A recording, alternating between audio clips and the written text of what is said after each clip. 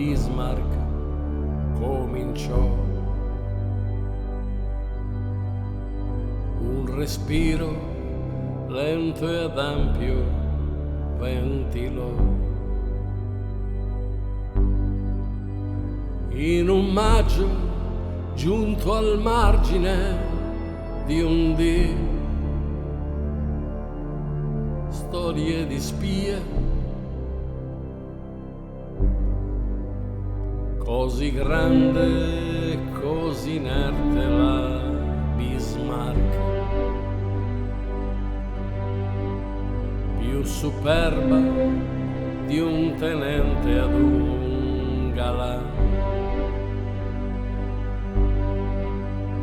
un eponimo di illustre dinastia. Che potenza avrà, che rotta farà la Bismarck, avanti tutta sul soffio atlantico,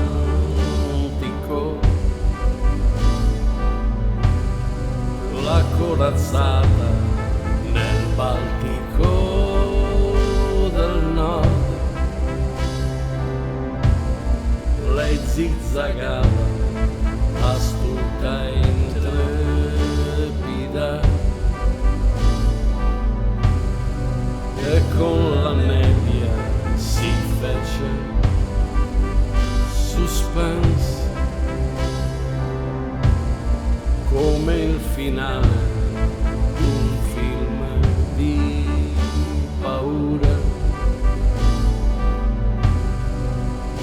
Ma gli inglesi no, quelli non mollano mai. Anche il radar diventò un videogame,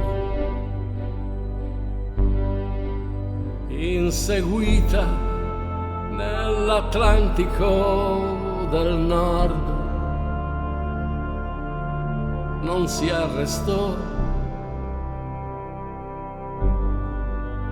e quell'alba così infausta poi mutò.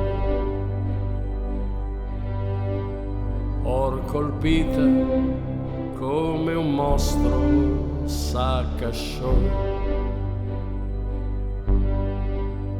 e gli inglesi coi berretti al vento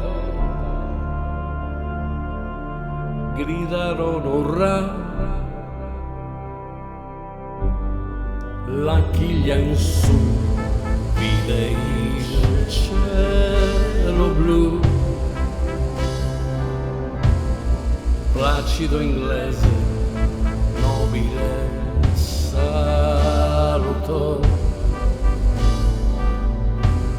si inabissava quando si voltò. Il suo equipaggio mai esultò. Che rotta farà la Bismarck?